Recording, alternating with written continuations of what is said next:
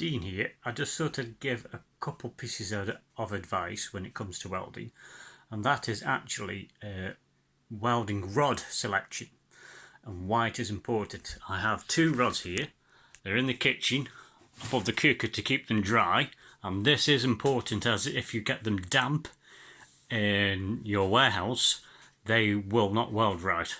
So you can actually get them damp and then dry them off in an oven. Just don't tell the wife. Right, there are two types I have here.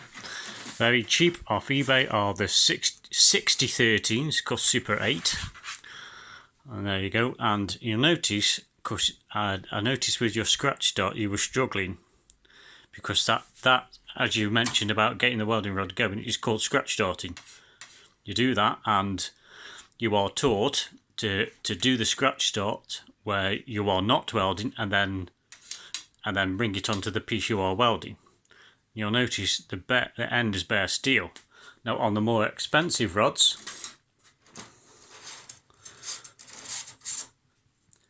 notice the black end is actually a ferrous, I think it's ferrous oxide, or a bit like a sparkler, and that actually allows you to start a very easy scratch start, and it'll start. Now there are a few techniques. Cody, someone on YouTube, likes to do this technique of lots of circles like that, exaggerating. That's actually quite skilled, and it produces very good.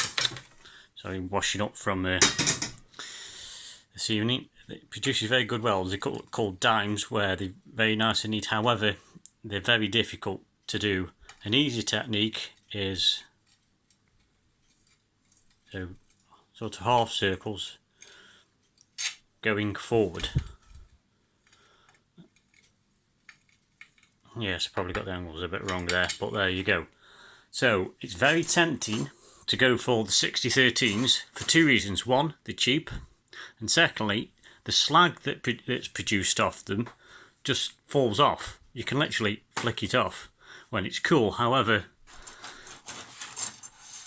it is very difficult to maintain the right arc distance. With 6013s, they will continue to have an arc but deposit no metal, so you'll get loads of voids.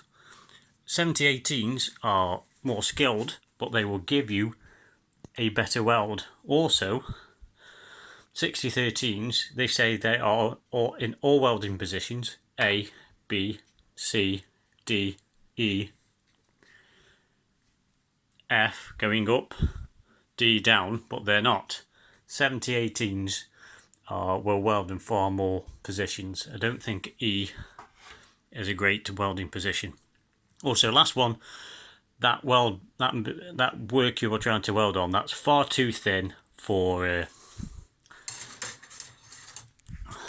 that's far too thin for an arc welder. You need a MIG welder for something like that, especially since you're trying to do blobs, which means the scratch start for that. Arc welder will just put too much heat into that thinner of a metal, and I'm surprised you managed to weld it at all without getting blow through, without getting holes. So I hope that helps. If you've got any more questions, thanks, bye.